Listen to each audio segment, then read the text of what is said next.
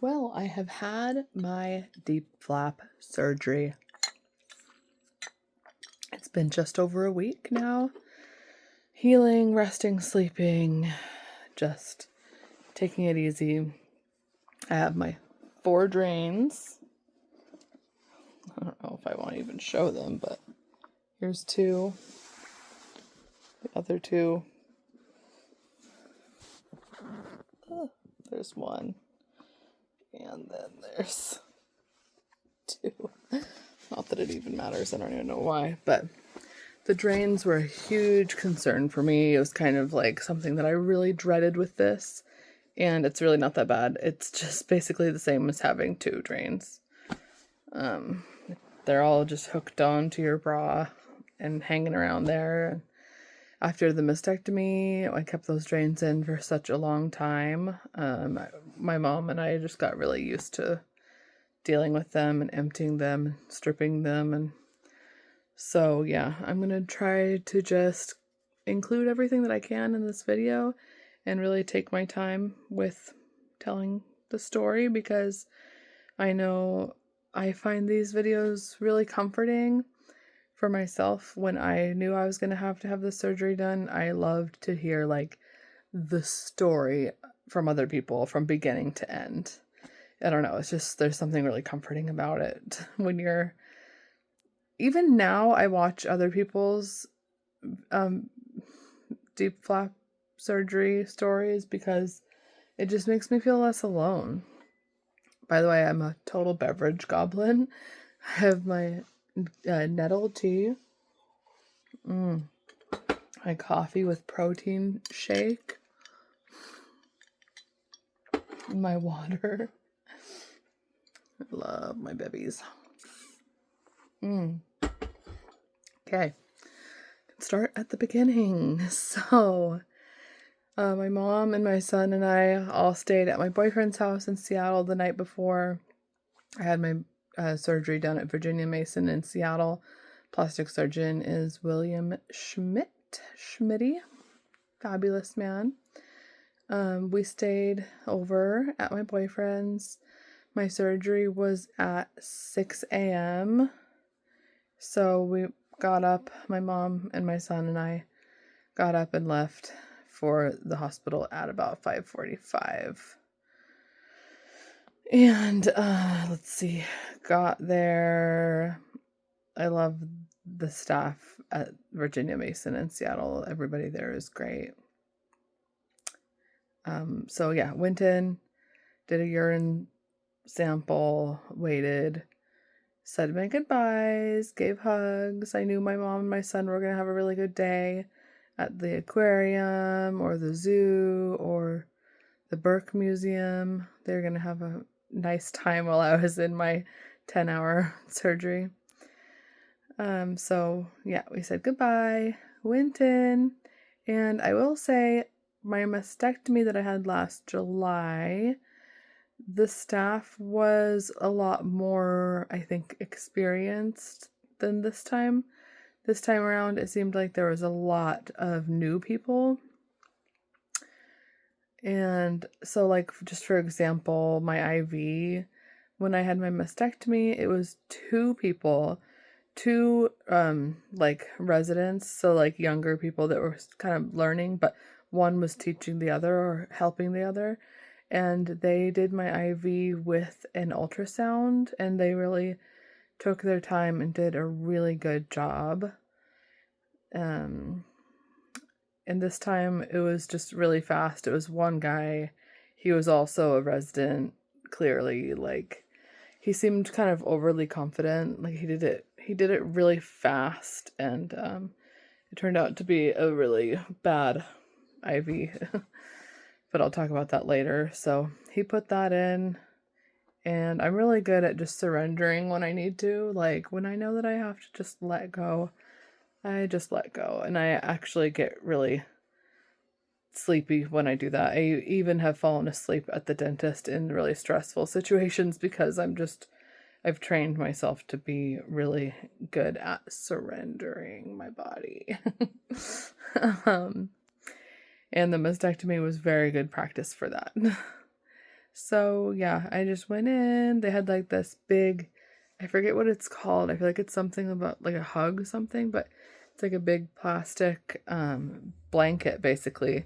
It's kind of like a comforter, but it's like a balloon full of warm air that it blows on you. I really love that thing. So I was excited to have that. I love to pull it all the way up and just like get really cozy, and it's very relaxing. They had people come talk to me one by one, the anesthesia lady and others, I don't know. And then my plastic surgeon came in and he did the markings on where he needed to do his thing, and we talked, and it was really nice. I have this thing like before my mastectomy too. I really love meeting with the surgeons. I don't know, there's just something comforting about like being one-on-one with the person that's going to be doing the cutting in your body. It's like checking in with them and feeling their energy, and I really like mine, and I liked the one, there was two surgeons with my mastectomy, Debbie Buckner, and I really, really like her, and I really like Will, so it's comforting to me. It gives me like peace of mind to just like stand there with them, talk to them, and kind of remind them of like what's important to you. For me, I always told him like in every one of my appointments, like really be generous. Take my belly in, like snatch, like make me snatched, and then plump my boobs. Like I just figure like I'm going in for the surgery once. We might have one revision maybe, but it's kind of like an opportunity. Now that I don't have cancer anymore, I can just think about it that way. Like, I'm getting a makeover, for God's sakes. Like, people do this kind of thing just for cosmetic reasons. So I'm gonna ask for what I really want, since it's my body and it's like permanent. So, and he's very cool, very understanding. He's like my age, so it feels like you're on the same wavelength, kind of gets it. So yeah, and then I went in. They wheeled me in. This time I did not climb onto the surgery table like they had me do with the mastectomy, which is kind of interesting. I don't know why, but I'm glad, because climbing onto the surgical table was a weird experience. So yeah, they put the mask on, and then they said like, this is some oxygen, and I could hear the anesthesia lady saying, okay, Cessna, we're gonna put your some drugs basically into your IV that's gonna make you start feeling a little dizzy. And I just surrender. Like, I don't know, I'm just like, okay, I'm gonna go night night, thank you.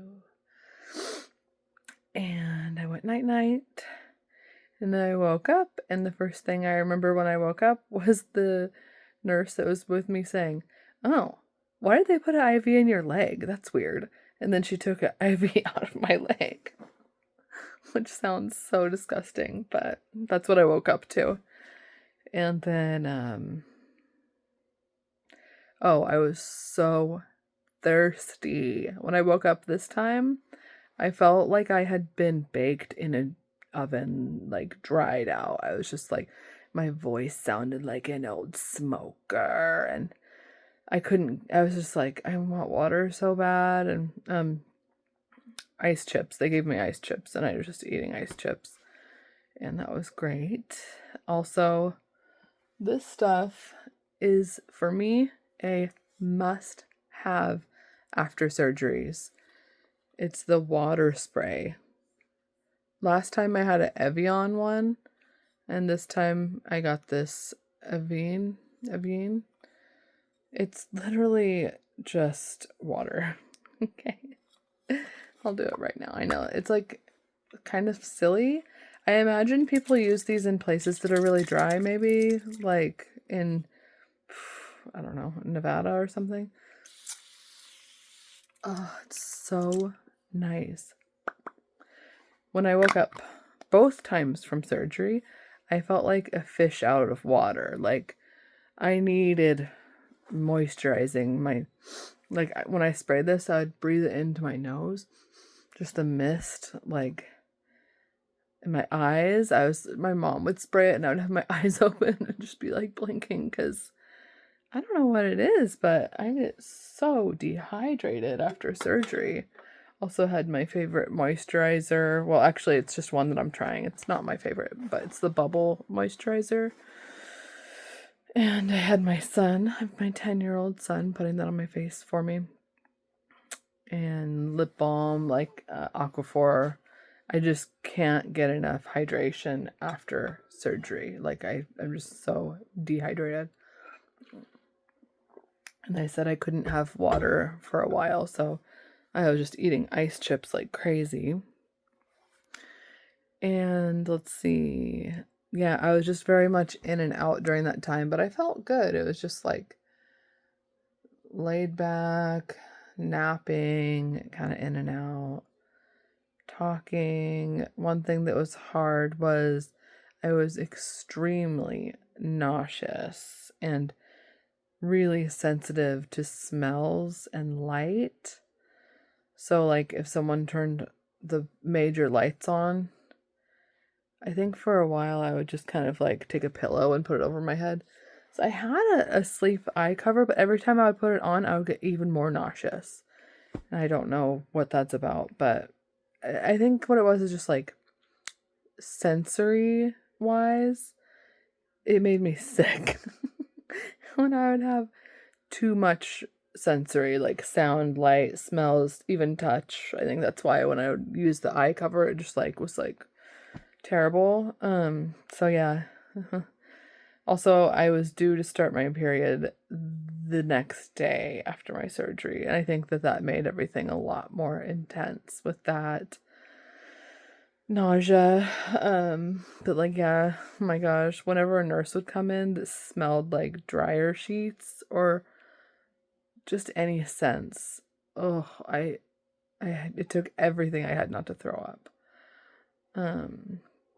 But yeah, they had to plug in like a Doppler thing to these wires. Basically, I have like hair thin wires, 2 of them, coming out from underneath my breasts. Still right now, they're just taped down. I cannot feel them at all. I have no feeling of, they don't hurt or anything. But in the hospital, they were connected to these little plug-in things, and they would plug them in and listen to the blood flow. And it sounded like a baby's heartbeat. So they would do that like every 2 hours or something to make sure that everything was flowing and good. Because with DIEP flap, they connect the blood vessels up here to the belly fat that they move. It's very amazing. I've watched a video of it since then, and it's such intricate work. Even watching a video of it, you can't even tell what is happening because it's so small. Like, it's amazing that they can do that. But anyways, yeah, I had a catheter too that I woke up with, and I've never had a catheter before, except for in my last surgery. Apparently I had one, but they took it out before I woke up, so that was very polite of them. This time I had one in, couldn't feel it, never felt it. When it was time to take it out, I was really nervous that it would hurt or something. It just felt warm. Nothing. Everything is so, like, just well thought out these days. We have such a good quality of health care, I feel like, compared to the past. Like, yeah. So yeah, they would listen to my blood flow. I stayed in the hospital. My lovely, lovely boyfriend brought me flowers and came and slept next to me in the little recliner, which was so sweet. It's really amazing how, like, when you go through something like this, it gives other people a chance to show you how much they care. And in my experience, I feel so grateful that I just get overwhelmed by the kindness of other people, like, especially my clients at work too. Like, the kindness of them is overwhelming. And if I didn't go through this, I wouldn't have a chance to see that. So it's amazing.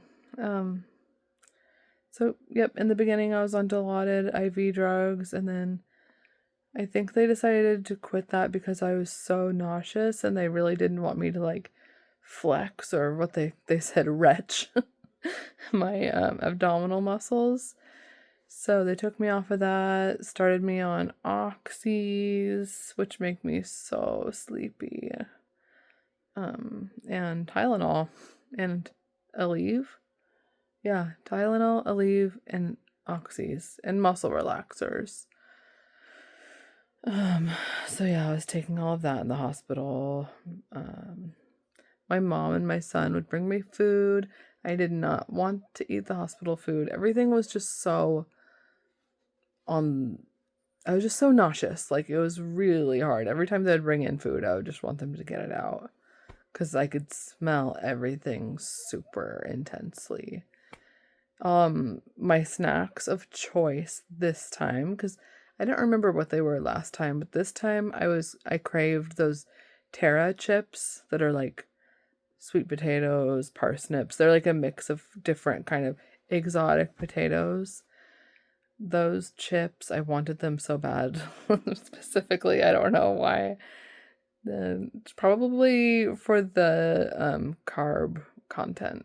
I bet my body wanted that carb energy. So I really wanted those, and I really wanted rice pudding. So yeah, my body was craving carbs, I guess, to get my energy back. So yeah, rice pudding and Terra chips were my savior, and coconut water. I really wanted coconut water. It's amazing when you just listen to exactly what your body wants, which is such a luxury. I know. Like, we're so lucky to live somewhere where you can just think, what exactly do I want? And then you can have that. Like, oh my God. I just love living in this time and everything. So grateful for that. Yeah, it's interesting. My body wanted electrolytes, hydration, carbs, and salt. That tells you something. That's like to get your strength back. You know, it's not a lot of protein, but those things regain your energy. And just kind of like, those are good, like, starting to heal foods now that I think about it. Like revival. So yeah, and then I was there for 3 days. I got moved. The first place I was in was like critical care, and it was critical care. I know that people in other rooms around me passed away. I could hear everything, which is kind of entertaining, but also just like, oh my gosh, intense. One guy smeared poop and blood all over his bathroom walls, I overheard. And the nurse on duty was not happy about that. One person was homeless, I guess. They didn't have any identification for this person. It's really sad and just crazy. It's just a crazy experience to be there, you know. For healthcare workers, that's their like everyday work, but people like me, just a hairdresser and from a small town, like, being in a place like that is so intense. I'm gonna take a break here and call this a part 1, and then I'll pick up where we left off. Okay.